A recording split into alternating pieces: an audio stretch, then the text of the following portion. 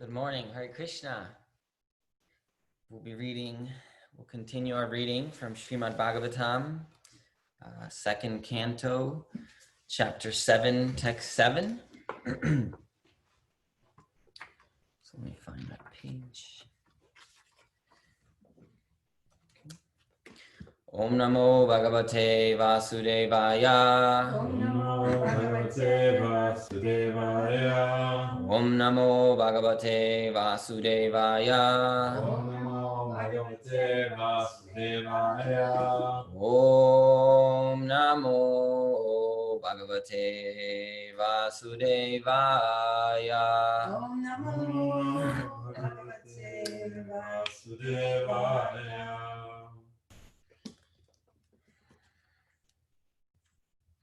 Kamam Dahanti Kritina Nanu Roshadrishtya Rosham Dahantam Uta Te Na Dahanti Asahyam Sa Ayam Yat Antaram Alam Pravishan Viveti Kama Katam Nu Puna Asya Mana Shratyeta.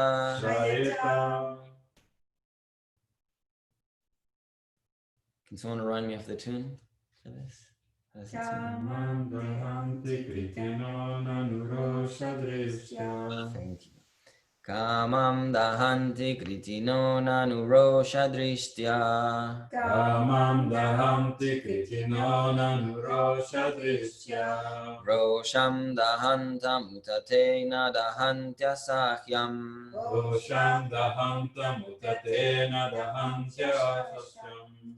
Soyam yadantaramalam pravishan viveti. Soyam yadantaramalam pravishan viveti.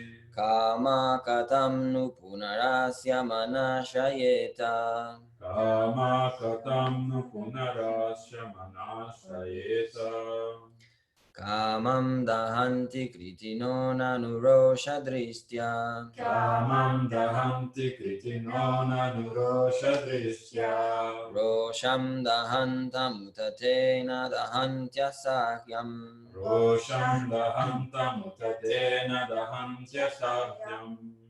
Soyam yadantaramalam pravishan viveti. Soyam yadantaramalam pravishan viveti. Kama katam nu punarasya manashayeta. Kama katam nu punarasya manashayeta.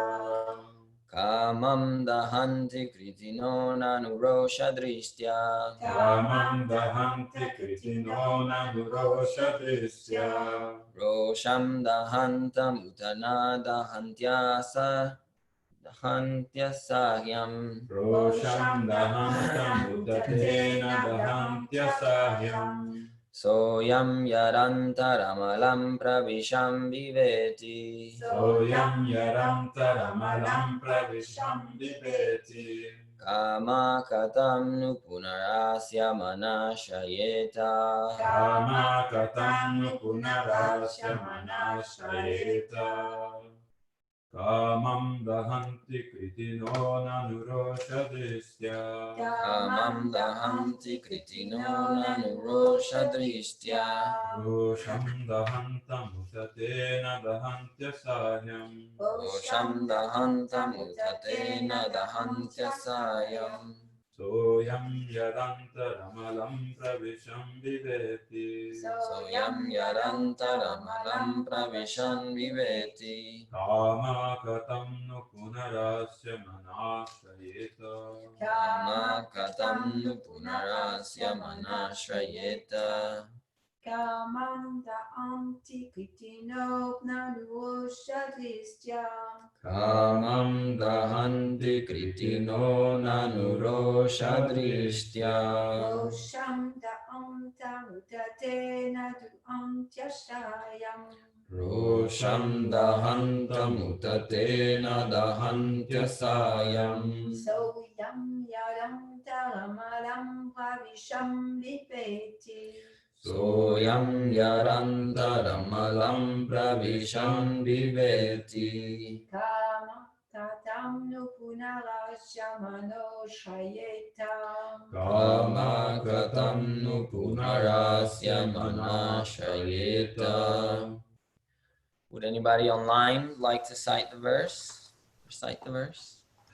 Kamam dahanti kritino nanuroshadristya.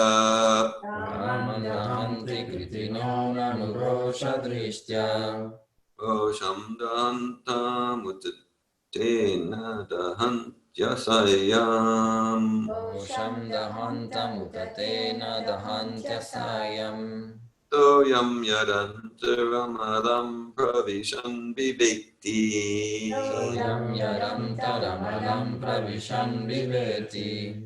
Kama katam nu punarasya manashrayeta. Kama katam nu punarasya manashayeta. Would anybody else online like to recite the verse?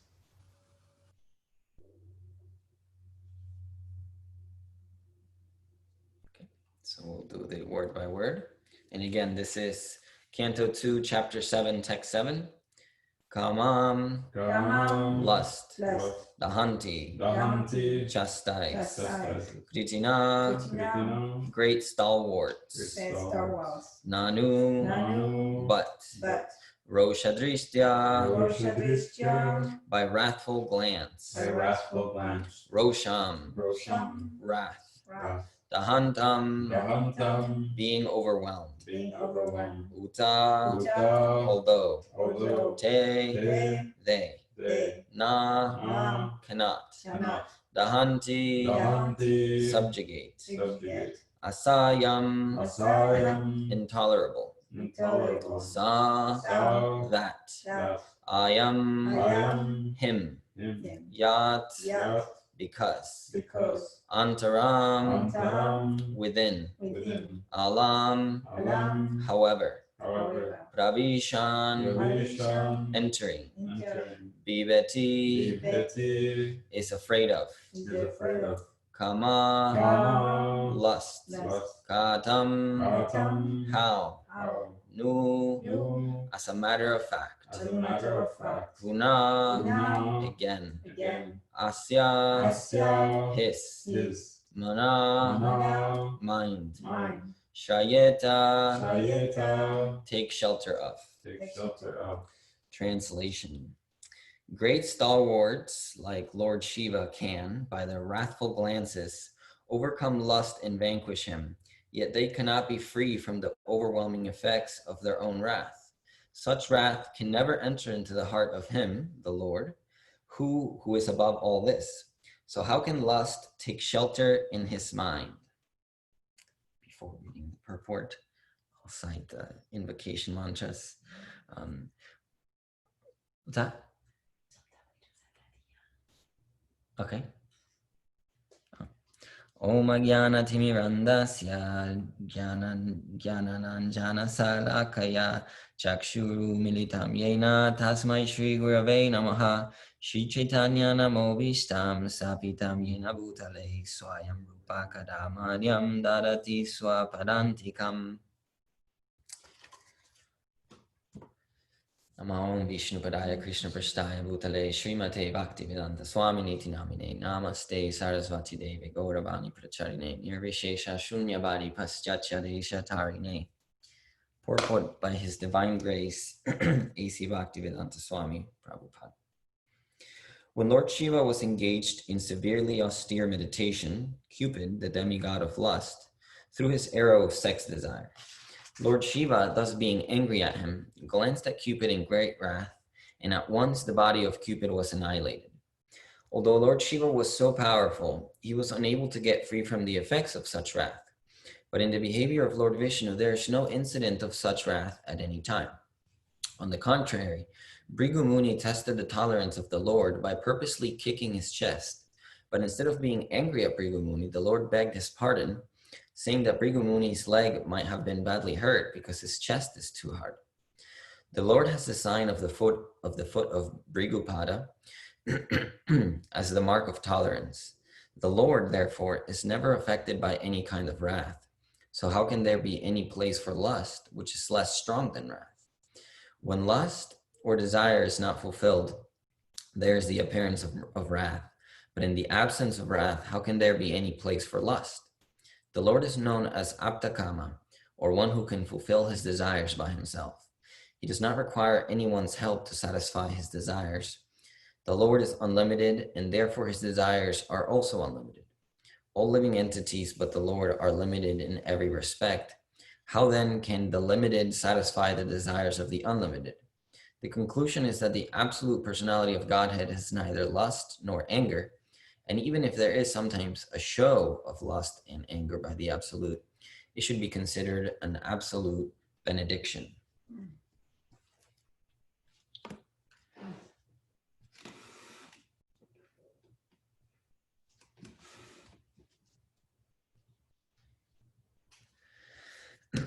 So Shiva is, in this verse, described as a great stalwart, and he's oftentimes commemorated for his great austerity, his great ability to tolerate lust, to tolerate different things, and anger, wrath is one thing that he struggles with, being in the mode of ignorance.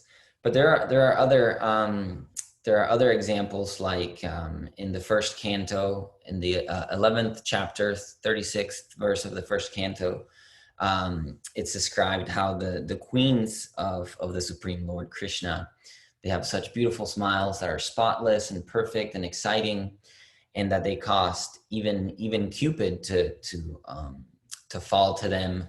And even the great Shiva is said to have fallen victim to them.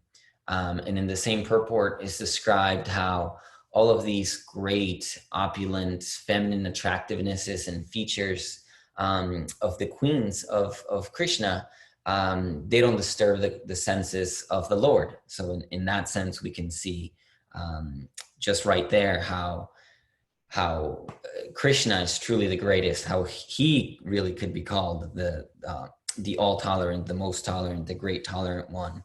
Of course, like, not to minimize Shiva's 84%, which is fantastic on its own, and using Shiva's greatness to exemplify Lord Krishna's greatness even more.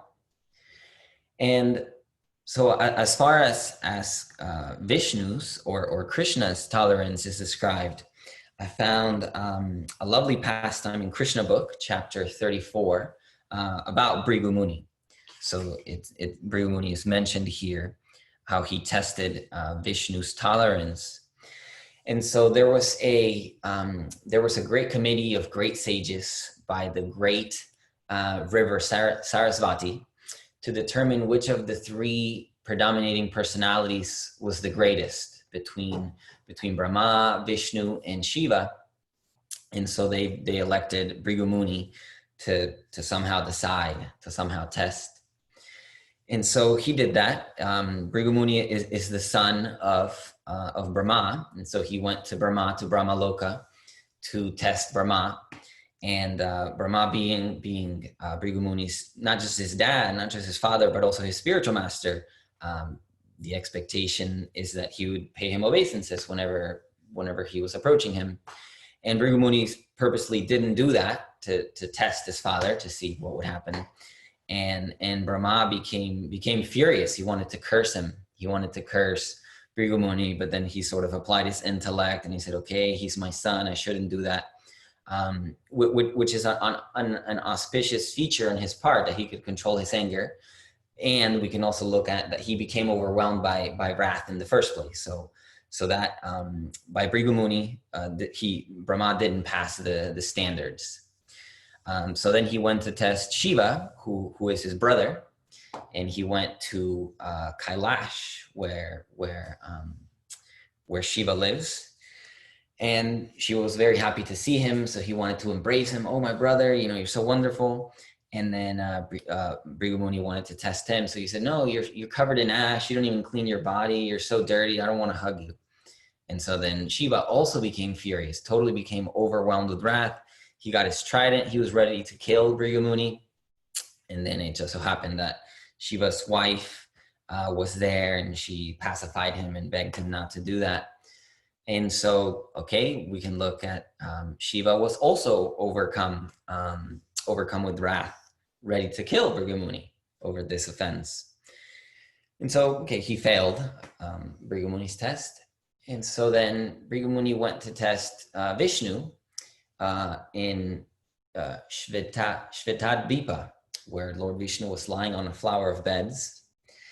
And so this is this pastime where he kicked Vishnu's chest, and Vishnu's approach was like, "Oh, I'm so blessed to have your purified lotus feet touching me. Now I'm blessed, and this place is blessed, and hopefully now my wife Lakshmi will want to stay," because it's said that Lakshmi doesn't stay too long in one place. That's why, like, in a family, there might be generations of wealth, and then within the same family later on, there might be poverty or vice versa, or even just for an individual. And so Vishnu was saying, "Oh, maybe now that I'm blessed, now that this place is blessed by your purity, maybe now my wife Lakshmi will want to stay." Apologize to him, I hope your foot is not hurt.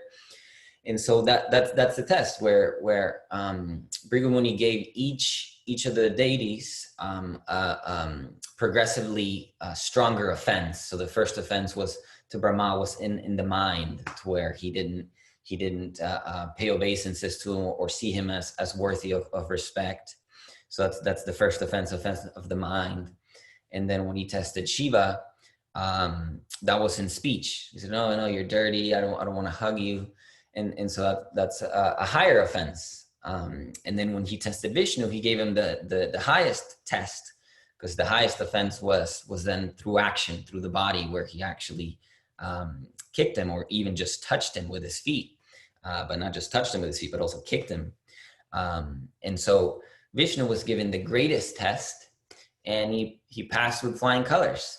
So that's why Vishnu is worthy of the Bhrigu Pad, mark of intolerance. Yes, so back to the purports. Knowing that the Lord is never affected by wrath, we can see that he's also never affected by lust, which is less strong a force than wrath. And we can see that that so many of the other deities have been tempted by lust, like I mentioned Cupid and Shiva earlier, and even Brahma felt to sex desire for his own daughter at one point, at one unspeakable moment, like inconceivable. No other Brahma had gone there.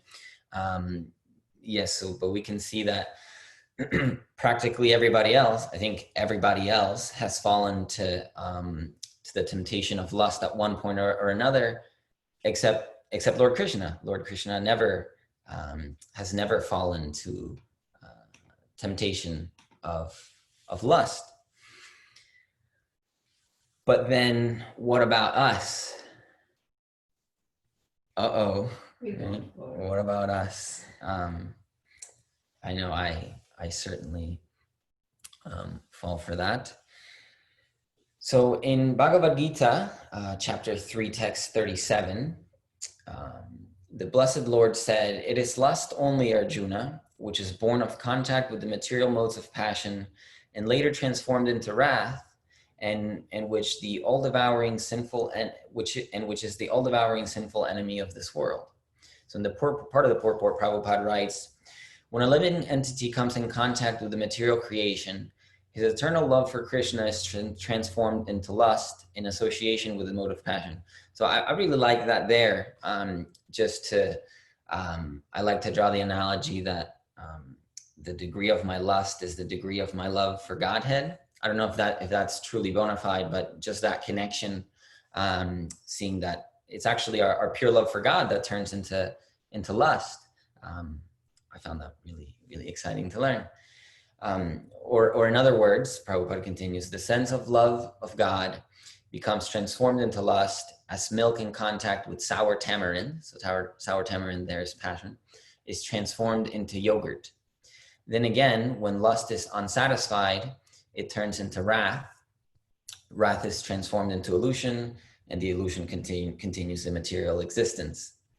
And whenever I reread this purport, I've read it before, but I guess maybe I didn't pay attention or something. But when I read it this time, it became really apparent how even like lust for me can be such small things, just like maybe I want the internet to be at a certain speed, and then at one moment or another, it goes slower.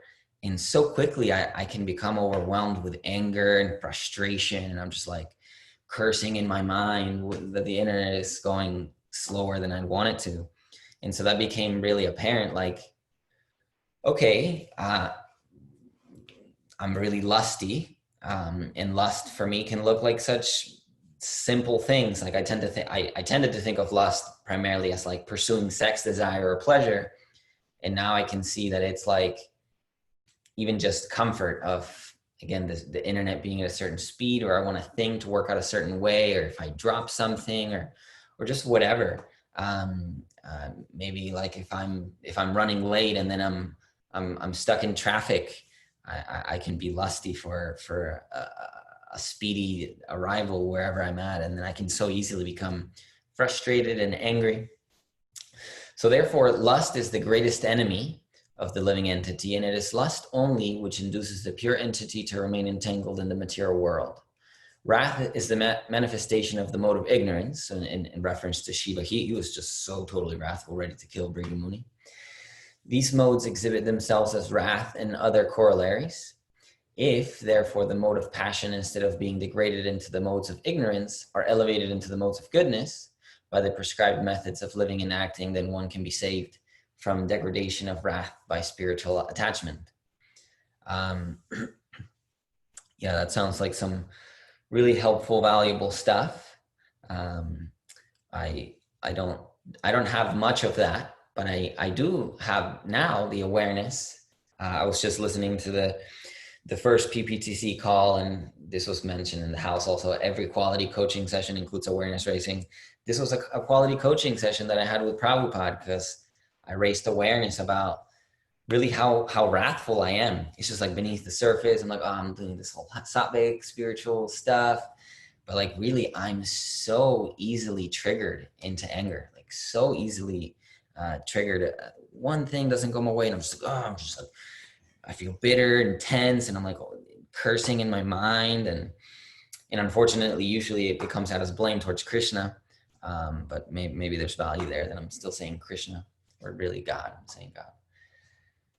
Yes. So I like that part about lust being actually our love for God. So I want to expand on that a little bit from a lecture on Bhagavad Gita 7:18. So this lust is the perverted reflection of my love of God. In my original constitution, I am made to love God, but because I have forgotten God, therefore I love matter. Love is there. Love is there. Either you love this matter or you love God, but you cannot get out of this loving propensity. Just like sometimes we see one who hasn't got children, he loves a cat, loves a dog. You see? Why? Because he wants to love something. But in the absence of reality, he puts his faith and love into cats and dogs. So love is there, but that love is now represented in the form of lust. And this lust, when we are baffled into lust, we become angry. We get wrath, and we are in wrath. Then the next stage is illusion, and then this process is going on. And again, therefore, lust is the greatest enemy, and it is lust only which induces the pure living entity to remain entangled in the material world. And something else that I found Prabhupada to say, comparing lust with love, he compares like a boy and girl, and he says, really, we could say, oh, that there's love between them, but that really there's no love between them because, okay, as soon as some of their desires aren't fulfilled, then they're angry with one another, and then they get divorced and they get separated. And so Prabhupada says, really there's really no love there. It's just, he says, we're playing with lust. He says, we're playing with lust, but then he says, really, we're lust's play dolls. Really, lust is playing with us while we're pretending to play with lust. And that really stood out to me. How, yes, when, okay, the desires aren't fulfilled, and so then like, oh, well, I don't want to be with you anymore. And okay, so I can see that in my own process. When people don't do what I want them to do, then I become frustrated and I don't like it. And it was really actually a sad experience while I was connecting with this. Like, I was wondering, do I love anyone? Like, because I want people to do things, and I want things from people, and I feel anywhere from like sad to frustrated to angry whenever people don't do those things. And so I had this really uncomfortable process of questioning, do I really love anyone? And I'm still in that question. I don't have an answer. I don't want to look at it too much because it's really uncomfortable. But yeah, at least it sort of opened that window to consider.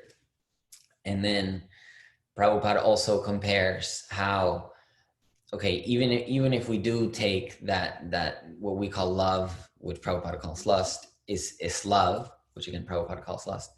He says it's so temporary, even the lust, because as when my desire is fulfilled, then that's it. It kind of goes away. Then like the lust or the desire, at least momentarily, goes away. And so it's not eternal like love for Godhead. He says in all of the transcendental pastimes and all of the Lord's activities, actually, like the gopis' desire is perpetually increasing. Whereas whenever we get something fulfilled, whatever, maybe we're hungry or we do have sex desire, or we want to sleep, whatever it is, we have a desire, and then we fulfill that desire, then our desire for that thing temporarily diminishes. And so even that aspiration for that thing is temporary. Of course, then it comes back, and that's the entrapment of lust. But it just in that moment, like, okay, I'm looking at the picture of the Rasa Lila dance, how in every moment the gopis' attraction for Krishna is increasing. There's never a moment where it's satisfied. When there's never a moment where it's satiated. It's constantly increasing. And so that's one distinction that Prabhupada makes between genuine love, between spiritual love, and temporary material lust. Okay, yes. So therefore, lust is the greatest enemy. To recap the previous verse, and it is lust only which keeps us entangled, which keeps the living entity entangled in the material world. So how do we do this? How do we navigate this whole lust thing? In Srimad Bhagavatam, Canto 1, Chapter 9, Text 27, part of the purport, Prabhupada writes, to get freedom from anger, one should learn to forgive. And to be free from unlawful desires, one should not make plans. By spiritual culture, one is able to conquer sleep. And by tolerance only can one conquer desires and avarice. Avarice is like extreme greed. Okay, so that's like the one thing I found. By tolerance only can one conquer desires and avarice. And so then I kind of thought, okay, great, that's the answer, but what the heck is really tolerance anyway? Like, what does that really mean, tolerance? So then I kept looking. And Prabhupada and Krishna and Prabhupada give several different definitions or perspectives on what is tolerance, how to, not so much necessarily how to cultivate it, but on what tolerance means. Maybe they give how to cultivate tolerance, but most of what I found is what it means. And then, of course, the ultimate answer is Krishna consciousness, but I like more specific things. So in Bhagavad Gita, chapter 13, verses 8 through 12, they're combined verses. In the purport, Prabhupada shares, tolerance means that one should be practiced to bear insult and dishonor from others. So that's one perspective, one definition of tolerance. If one is engaged in the advancement of spiritual knowledge, there will be so many insults and much dishonor from others. This is expected because material nature is so constituted. Even a boy like Prahlad, who only 5 years old, was engaged in cultivation of spiritual knowledge. He was endangered when his father became antagonistic to his devotion and tried to kill him in so many ways. But still, Prahlad just tolerated him. And like Dear Govinda Prabhu, you shared a few classes ago, it's so inconceivable. How would the tridents not hurt him as they're stabbing him? Yeah, still, it also doesn't make sense to me. Somehow tolerance leads there or something. He just tolerated his attempts to kill him, and somehow that made it so that he didn't die. And so for making advancement in spiritual knowledge, there can be so many impediments, and we should just be tolerant. We should just be tolerant and continue our progress with determination. And other definitions that that are shared in Srimad Bhagavatam and in Bhagavad Gita is tolerance is conquering relativities. So conquering relativities, like Krishna gives the example of summer and winter, that they give us trouble in the material world. Like in winter, we don't like taking a bath, and in summer, maybe we want to take 2 or 3 or 4 more baths. And Krishna advises us to not be disturbed by relativities and dualities when they come and go. So that's another definition of tolerance, is to cultivate not being disturbed by dualities, by in a similar example, by cold and warmth, or happiness and distress, to become free. So slightly different perspective on that same definition, to become free from anxieties regarding gain and loss. So that would imply, to me, a detachment, detaching from maybe in reference to the 5 principles, detachment from attachment to our expectations. So we might have an expectation to be warm, but then if we're cold, then to liberate ourselves from the attachment, and to not subject ourselves to anxiety when we don't have the thing that we want, to not have the anxiety of, oh, I got something and now maybe I'm anxious to lose it, or to not be anxious whenever I do lose the thing because now I want it. So to be free from disturbances of dualities. That's another quality, another perspective of tolerance, in a way that we can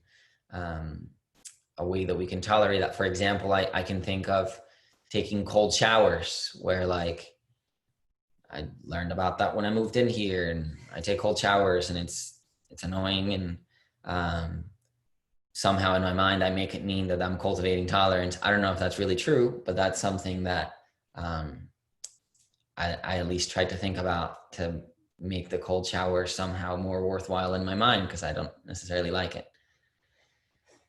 And then the last thing, very well renowned, is the one of the verses of the Shikshashtaka. I don't know the melody to it, so I'll just read the translation, that one can chant the holy name of the Lord in a humble state of mind, thinking himself lower than the straw in the street. One should be more tolerant than the tree, so there's tolerant again, devoid of all sense of false prestige, and ready to offer all respects to others. In such a state of mind, one can chant the holy name of the Lord constantly. A Vaishnav should follow the examples of such Vaishnavas as Haridas Thakur, Nityananda Prabhu, and also Lord Jesus Christ. There's no need to kill anyone who has already been killed. But it should be noted herewith that a Vaishnav should not tolerate the blaspheming of Vishnu or Vaishnavas, although he should tolerate personal insults to himself.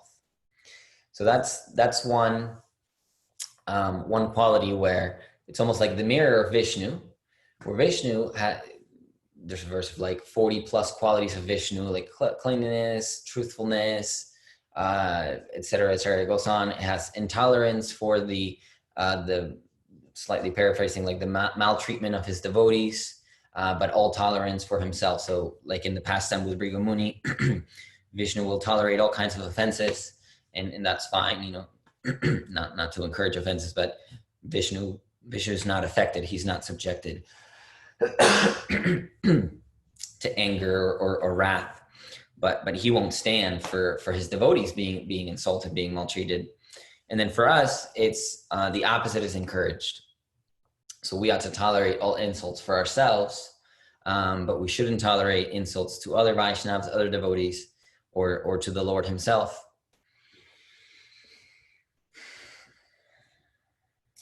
Yes. And so today is Ekadasi.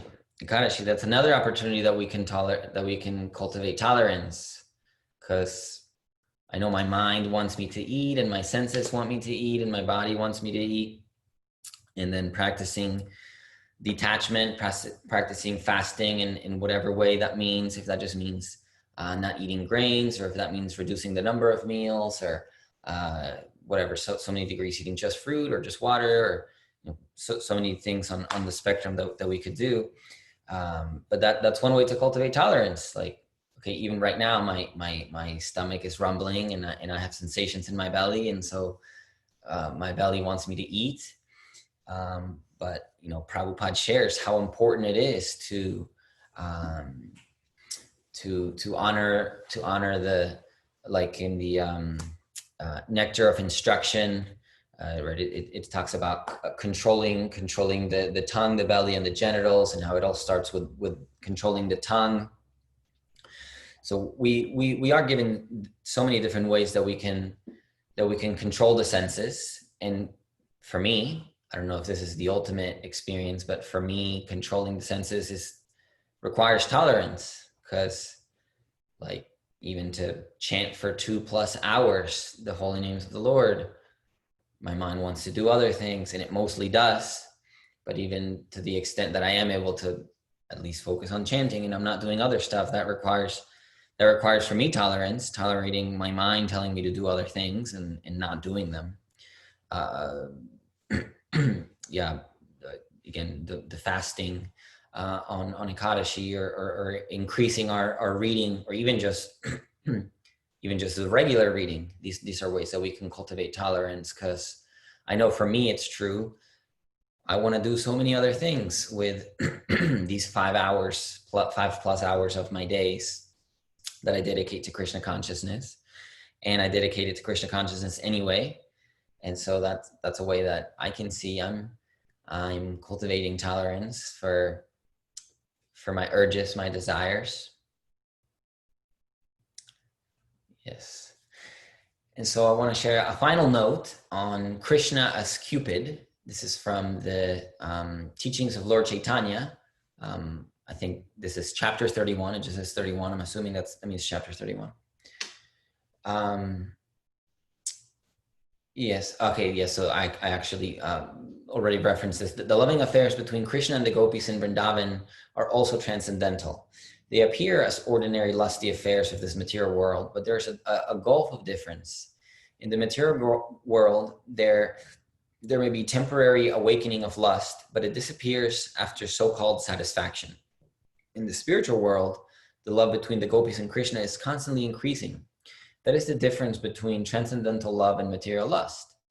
The lust, or so-called love, arising out of this body is as temporary as the body itself, but the love arising from the eternal soul in the spiritual world is on the spiritual platform, and that love is also eternal.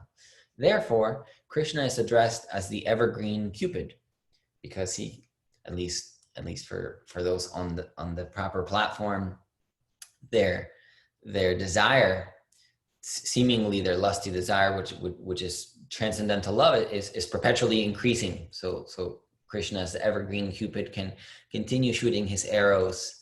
Not that he necessarily actually shoots arrows, but he can continue increasing the desire of gopis or devotees for him. Hare Krishna. So I will read the verse again. Kamam dahanti kritino nanurosha drishtya rosham dahantam utatena dahantya sayam soyam yadanta ramalam pravishan viveti Kama katam nu punarasya manashrayeta. Great stalwarts like Lord Shiva can, by their wrathful glances, overcome lust and vanquish him. Yet they cannot be free from the overwhelming effects of their own wrath. Such wrath can never enter into the heart of him, the Lord, who is above all this. So how can lust take shelter in his mind? Hare Krishna, I open up for questions, comments, challenges, corrections, etc.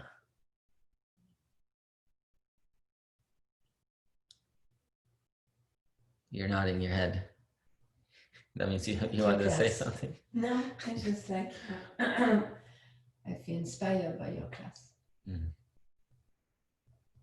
In what way do you feel inspired by the class?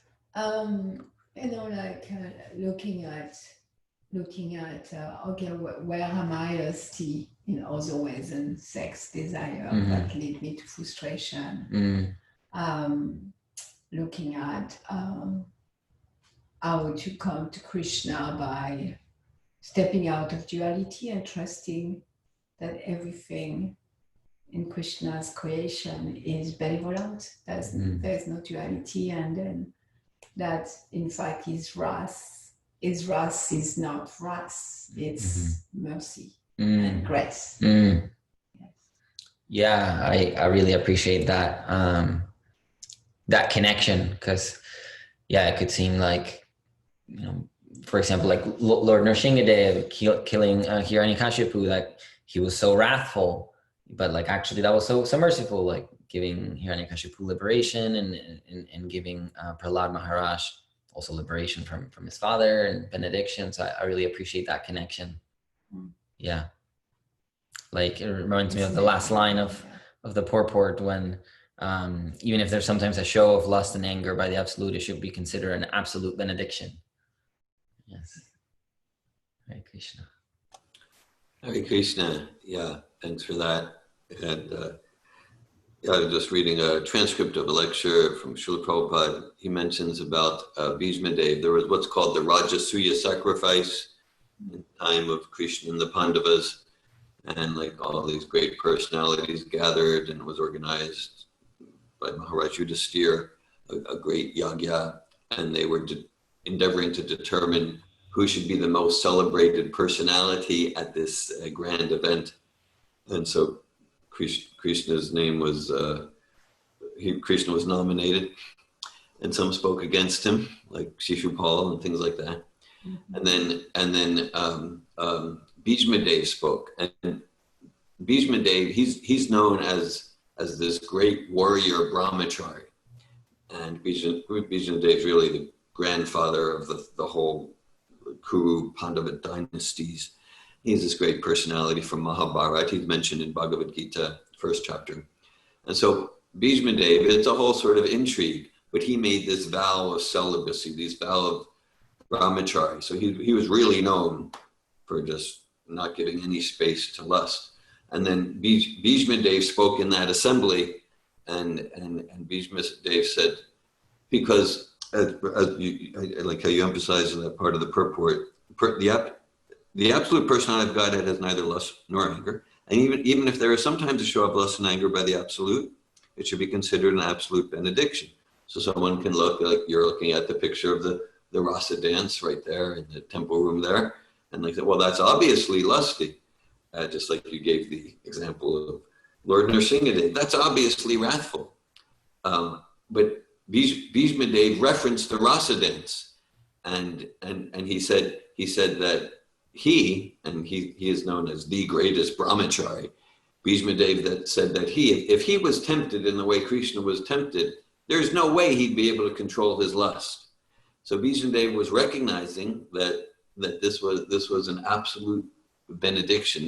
There was no tinge of material lust, just as in Nrsingadev's ripping apart Hiranyakashipu. There's no tinge of material wrath. It's emotion on the spiritual platform. So Bhishmadev was saying, I definitely second the nomination of Krishna. Yes, Krishna should be the most celebrated personality. And he gave the example of the rasa dance and how it was completely free from lust. So just to follow that point. Yes, thank you for adding that, Prabhu. Yeah, and I very much appreciated your class. I appreciated your references to Srila Prabhupada's teachings and different quotes and verses, and including towards the end about tolerance. It means that in the spirit, soul, and conditioned life, that's me and most all of us likely. And it means that our senses, mind, driven by the false ego, they're always agitated. They're always agitated. They're always stimulated to drag us down into material nature, into the material illusion that I am this body and I'll be happy by satisfying the body in a gross or subtle way. And so they're always and so to tolerate that agitation, to begin to create some peaceful environment inside. Otherwise we'll never be peaceful. So that so to tolerate that agitation in order for the soul to engage in higher activity. That's really a foundational principle. Thanks for your presentation. Hare Krishna. Hare Krishna. Any other comments or questions? Additions, corrections, anything, any of the above? All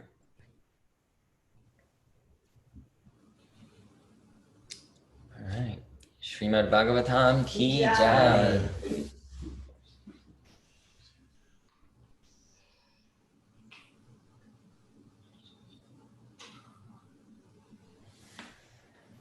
Hare Krishna, Hare Bol. Haribol.